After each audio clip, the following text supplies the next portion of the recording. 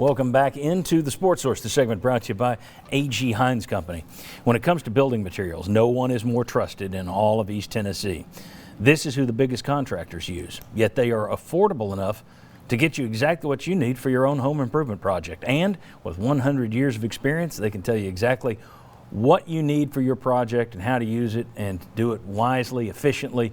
It's a great company. Again, you don't survive a century unless you're a tremendous company with just the right attitude and the right goals, and they've got them. A.G. Hines Company. Get down and visit them in downtown Knoxville on Hines Street. Easy to remember. All right, let's welcome in the next member of our panel right down there.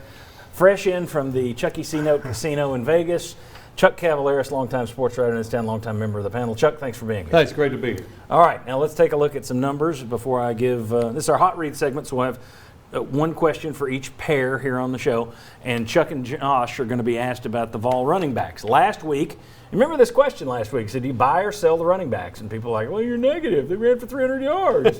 Well, yeah, you ran your running backs alone, taking the quarterbacks out of it. Last week, 50 carries, 287 yards on the ground, 5.5 yards per carry.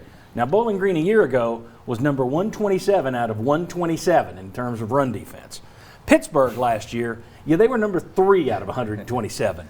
And you saw a difference. 19 carries, 33 yards, 1.7 yards per attempt. Have to say, Tyon Evans didn't play. Cooper Mays didn't play. All that taken into account. Chuck Cavaleris, which is closer to the real Vol run game, what you saw against Bowling Green or what folks saw against Pitt? I think you have to say what you saw against Pitt, because that is a defense. You know, Pat Narduzzi is a defensive-minded coach. That's the way he sets things up. They try and stop the run and get you in 3rd and long. And another stat is they're one of the best in the country getting you in that situation, 3rd and long. So unfortunately, I think you're closer to what you saw against Pitt.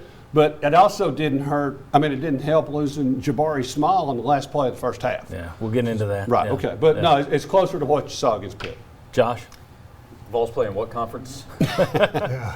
Yep. So this upcoming week, they'll be closer to Bowling Green. But when they get to Florida and they get to the rest of the SEC, probably closer to what we saw against Pitt. Is it, okay, let's try and split hairs here. If your pendulum is here to here, and this is Bowling Green and this is Pitt, is it closer to the center or is it way over here next to Pitt? I think somewhere in the middle is what you're really going to see out of this team. Closer to Pitt, but I think they'll be better than 19 carries for 33 yards. I agree with that. Yeah, because they're still going to run out of the quarterback position, so Jabari Small's lost. You get Evans back. That's really going to help them. I think he's a really good player. So they'll be better than what we saw against Pitt, but I don't think they're going to dominate on the ground. Except when they play Alabama and Georgia. Right. Yeah. Yes. Yeah. But I was also, we talked about this last week on the show. We talked about it Friday on your show. Bowling Green sat back last week. They wanted you to eat the clock. They were happy to let you run it, and they were daring you to throw it over they were daring you to run it. We're going to sit back. You're not going to beat us over the top. Pitt was the complete opposite, which we knew going in that they would say, we're going to dare you to throw it over the top, and you couldn't. And my guess is most of the teams you play the rest of the way are probably going to dare you to beat them over the top, and they're going to stop that run. Same thing. Okay, Jimmy and Will, here's your question. What non-quarterback, and again, we're going to get to the quarterbacks, what non-quarterback position needs the most improvement on this team? I'm going to go wide receivers. Jalen Hyatt dropped a touchdown pass in the end zone. The tight ends called 9 passes. The wide receivers called 7. You had one really great play by Jimmy Callaway on a touchdown, but I don't think the receivers are getting the job done. I don't think they're getting open consistently enough. Now, I agree, Milton missed some throws, on some deep throws, but I don't think the receivers have played. Where's Devontae Payton? They've got too many guys. Jalen Hyatt's dropped at least 3 passes. They're not performing at the level I thought they would. 3 drops in 2 games from the guy that's supposed to be your best receiver, your best deep threat.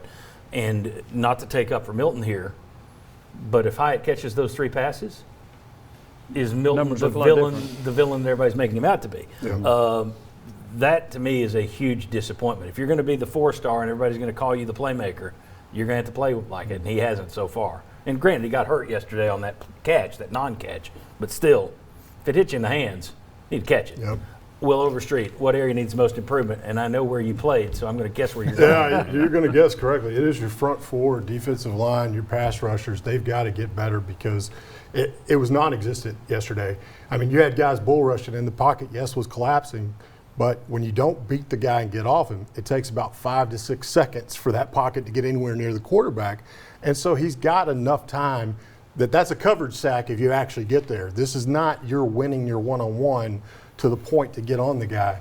They've got to figure something else out there, because that's going to be a persistent issue if they don't figure out who can do that. Missing Byron Young. We talked yesterday, and you said he may be your most valuable player, and he hadn't stepped on the field yet. Yeah, but where's Velus Jones? I mean, Well, we're talking about pass rush. Okay, yeah, but to Jimmy's point on wide receivers, and then you also didn't do a good job of keeping Pickett in the pocket. I mean, he hurt you getting out on the perimeter Well, making some throws. You talked about that Friday, that if the only rush you get is on the inside rather than outside, you're going to blow containment. Yeah, and that's what you had a couple of times, is your defensive ends are not beating guys, your outside rushers not beating a guy off the edge and making the corner into the quarterback.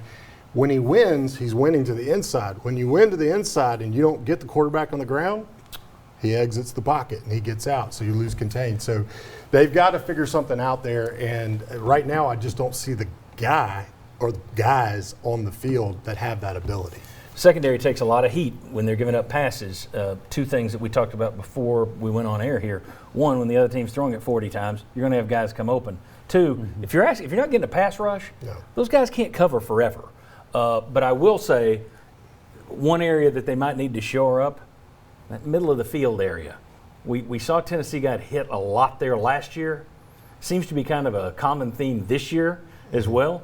That would be a concern moving forward. Yeah, especially down on the goal line when you're playing inside leverage and your wide receiver is running an in route. I mean, we had our DB who had the inside leverage, and then he went outside just a little bit, and all of a sudden, wide open touchdown. You got to play your responsibility there. Can't let them inside. Very good. Okay, when we come back, and I promise you we're going to talk about which quarterback should start at Florida. But next, we mentioned earlier that there were some positives. Well, we've got the VFL group out here next. I want to talk about what this team has shown so far that we do like. All right, we're going to spend most of the show talking about what we don't like. But what do we like? What have we seen that has looked pretty good? That's next. We're back on the Sports Web.